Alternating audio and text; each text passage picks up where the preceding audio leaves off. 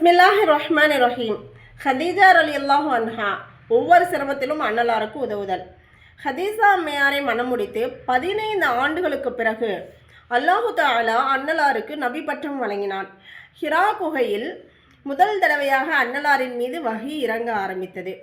அப்போது அன்னலார் நபித்துவத்தின் கனமான பொறுப்பை பெற்றதாலும் வானவர் ஜிப்ரீலை அசல் தோற்றத்தில் பார்த்ததாலும் அன்னலார் மிகவும் பதட்டம் அடைந்து விட்டார்கள். அவங்க அசல் தோற்றத்தில் ஜிப்ரீல் அலைஹிஸ்ஸலாம் ஒரு மலக்கு, ஒரு ஒளி திடீர்னு அவங்க முன்னாடி நிற்கும்போது ரொம்ப பதட்டம் ஆயிடுவாங்க. நபி அவர்கள் தமது வீட்டிற்கு வந்து ஹதீஜா அம்மையாரிடம், என்னை போர்வையை போர்த்தி விடுவீராக, என் மீது கம்பளி போர்வையை போர்த்தி விடுவீராக என்று கூறினார்கள். உடனே ஹதீஜா அம்மையார் போர்வை எடுத்து அன்னலாரின் மீது போர்த்தி விட்டார்கள். அதன் பிறகு நபி அவர்கள் வகி இறங்கிய செய்தியை கூறிவிட்டு, ஹதீஜாவே, நான் அஞ்சுகிறேன் என கூறினார்கள். இதை கேட்ட ஹதீஜா அம்மையார் அன்னலாரிடம், தாங்கள் பயப்படாதீர்கள், அல்லாஹ் உங்களை கைவிட மாட்டான். ஏனென்றால் தாங்கள் உறவினர்களை சேர்ந்து வாழ்கிறீர்கள், மக்களின் சுமைகளை சுமக்கிறீர்கள், ஆதரவற்றவர்களுக்கும் ஏழைகளுக்கும் உதவி செய்கிறீர்கள், பயணிகளுக்கு விருந்து உபசரிப்பு செய்கிறீர்கள், மேலும் அநியாயம் செய்யப்பட்டவர்களுக்கு சத்தியத்தை நிலைநாட்டவும் நீதி கிடைக்கவும் ஆவணம் செய்கிறீர்கள் என பல்வேறு விஷயங்களை கூறி ஆறுதல் கூறினார்கள். இதை கேட்ட நபி அவர்களுக்கு அமைதியும் நிம்மதியும் ஏற்பட்டது. ஹதீஜா அம்மையார் அவர்களே முதலாக நபி ஸல்லல்லாஹு அலைஹி வஸல்லம் அவர்களின் நபித்துவத்தை உண்மைப்படுத்தி ஈமானை ஏற்றார்கள். அத்துடன் சகலவிதமான சிரமங்களிலும் நபி அவர்களுக்கு துணையாக நின்றார்கள்.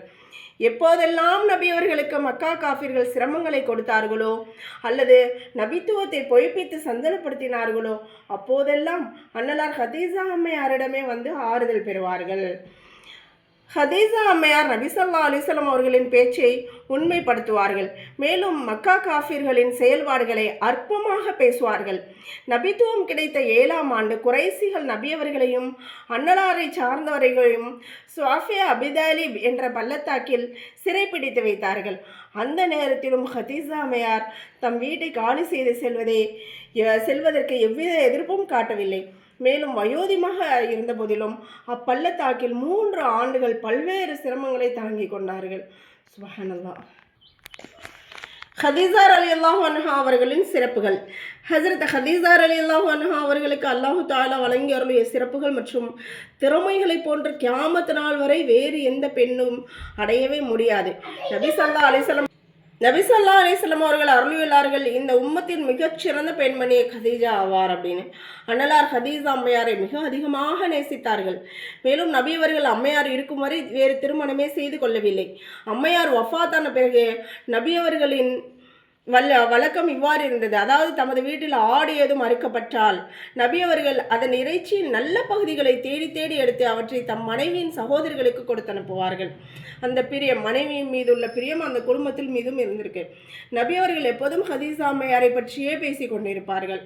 ஒரு தடவை ஹஜ்ரத் ஆயிஷா ரலியல்லாஹு அன்ஹா அவர்கள் நபி அவர்களிடம், என்ன, நீங்கள் வஃபாத்தாகிவிட்ட ஒரு மூதாட்டியை நினைத்து கொண்டே இருக்கிறீர்கள், அல்லாஹு அவர்களை விட சிறந்த மனைவியரை உங்களுக்கு வழங்கி இருக்கின்றான் என்று கூறினார்கள். அதற்கு நபி அவர்கள்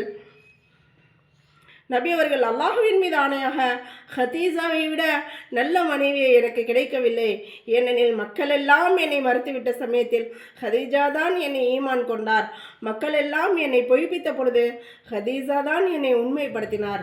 மக்கள் எல்லாம் என்னை உதறி தள்ளிவிட்ட சமயத்தில் ஹதீஜா தான் எனக்கு செல்வத்தை கொடுத்து உதவி செய்தார்.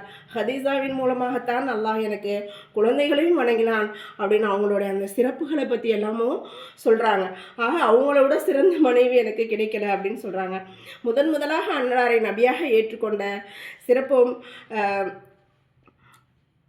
ஏற்றுக்கொண்டது சிரமம் மற்றும் கவலையின் போது அன்னலாருக்கு ஆறுதல் கூறியது, கடினமான சோதனையில் அன்னலாருக்கு துணையாக இருந்தது, இஸ்லாத்திற்காக பல்வேறு சிரமங்களை அனுபவித்தது. இவை அனைத்தும் ஹதீஜா அம்மையாருக்கும் இதர உம்மஹாத்தில் முஃமினீன்களிலிருந்து வேறுபடுத்தி காட்டப்படுகின்றது. அந்த எல்லா நேரத்திலையும் ஒரு மனைவியாக இருக்கிறதுன்றதை விட அந்த எல்லா நேரத்திலையும் துணையாக இருக்கப்படுவது தான் அந்த உயர்ந்த ஒரு விஷயமா காட்டப்படுது. ஹசரத் ஹதீஸா அம்மையார் நபித்துவம் கிடைத்த 10ஆம் ஆண்டில் சுமார் 65ஆம் வயதில் வஃபாத்தானார்கள். மேலும் அவர்களது மன்னரை மக்காவில் உள்ள ஹுஜூன் ஜன்னத்துல் மாலா எனும் கபிரிஸ்தானில் உள்ளது.